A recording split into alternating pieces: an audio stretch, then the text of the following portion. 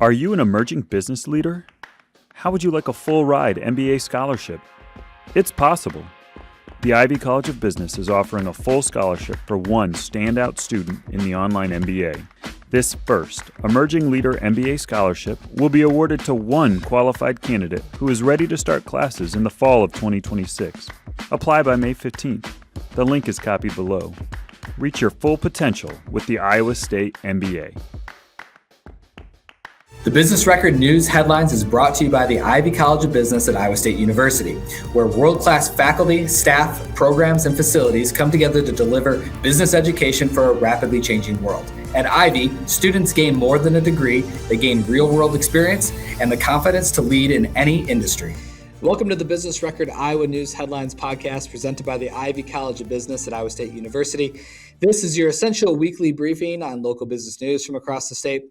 I'm Business Record President Chris Conetzkey, and we're starting with our Business Record Roundup, reviewing the top 3 stories reported by the Business Record Newsroom that you might have missed over the past week. Up first, the city of Des Moines is pausing any new development deals that use tax increment financing while it evaluates the impact of the property tax bill passed by the legislature over the weekend. City Manager Scott Sanders said in a statement Monday the legislation will require a complete reevaluation of the city's economic development and growth strategies.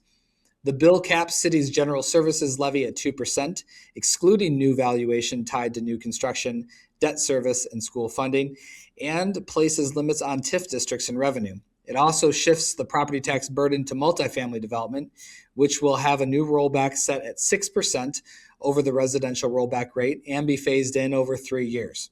In response to the new bill, the City Council pulled a project it was supposed to consider Monday from its agenda. Ritma Properties is proposing a redevelopment of an East Village warehouse into office space and was seeking TIF funding to help fill a funding gap. A new housing report found Polk County has more than 700 vacant or underutilized lots that could be developed into residences for young professionals, single-parent families, and others seeking affordable housing. Nearly half of the lots identified are controlled by faith-based organizations, while others are public vacant lots or parcels with aging or empty buildings. The infill lots could be an opportunity to open the number of available small to mid-size homes, which the report says is affected by restrictive residential zoning regulations. The report was completed through a partnership between Polk County Housing Trust Fund and architecture firm Confluence with collaboration from Capital Crossroads. The Des Moines Area Transit Authority has named Aaron Hockman as its new CEO, succeeding Amanda Wonke, who is leaving to join Metro Transit in the Twin Cities. Hockman begins in her new role this week. She joined DART in 2016 and most recently served as Chief Administrative and Strategy Officer. She helped lead the Reimagined DART initiative to redesign the transit network and has worked closely with the CEO to align priorities and guide both short-term and long-term planning. You can read all 3 of those stories in full and more news at businessrecord.com. But up next is our statewide headlines with the news you need to know from across the state. The Corridor Business Journal reports appliance manufacturer Sub-Zero has announced a $196 million expansion of its new Cedar Rapids facility set to open in late May. The expansion aims to increase production capacity and integrate advanced manufacturing technologies with more than 500 total workers employed at the facility after construction is complete. The Wisconsin-based company broke ground on the main facility in 2023. The Des Moines Register reports that the state of Iowa will direct $25 million to Central Iowa Waterworks to upgrade its nitrate removal facilities as part of a statewide overhaul of Iowa's water quality funding.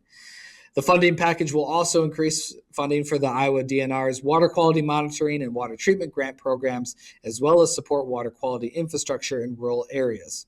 At a separate news conference Monday, Central Iowa Waterworks shared that another lawn watering ban is likely this summer because of high nitrate levels in source waters so far this year. Bank Iowa has named a new president and CEO to succeed Jim Plagge, who will retire this summer. Jason Herbold will take over the top leadership role effective May 13th. He has 25 years of experience in banking and most recently served as chief banking officer at First Bank and Trust in South Dakota. Bank Iowa is one of Iowa's largest family-owned banks with over $2 billion in assets and more than 20 locations statewide. The Des Moines Register reports the Iowa legislature has passed a bill that will require all public employees to check the citizenship status of new employees using the federal E-Verify and SAVE programs. Private schools will also be required to use the E-Verify system for new hires under this new legislation. The bill also sets up a challenge process for someone who believes they have been wrongly flagged as ineligible for employment and makes it a crime to provide a false social security number to an employer or an employee. Des Moines will host the USA Triathlon Nationals event for 2027 and 2028 as part of a long-term partnership with Catch Des Moines. The event, held in August each year, includes various competitions that will be staged around Grays Lake Park and Waterworks Park. More than 4,000 competitors are expected to participate. The Ivy College of Business at Iowa State University is proud to introduce the Emerging Leader MBA Scholarship, a full ride opportunity designed to develop Iowa's next generation of business leaders. Full ride, full potential. Learn more and apply online at the link in the show description. That's our show for today. Before we go, we have a couple things for you to take with you through the rest of your week. One thing coming up, make sure to check out the latest episode of the Iowa Stops Hunger podcast, which comes out this Friday. We're going to be talking with Zuli Garcia about the launch of a new multicultural food pantry in Polk County. You can watch that and read all about Iowa Stops Hunger at iowastopshunger.com. Lastly, one fun thing to know. A fun fact, if you enjoyed the Kentucky Derby last weekend, Iowan Mark Gardner raced horse cavalcade and won the 1934 Derby. The Centerville native won more than 1,300 races in his riding career. Thank you for joining us today, and thanks to our sponsor, the Ivy College of Business at Iowa State University. Each week you can count on us for a dose of balanced news with the context you need.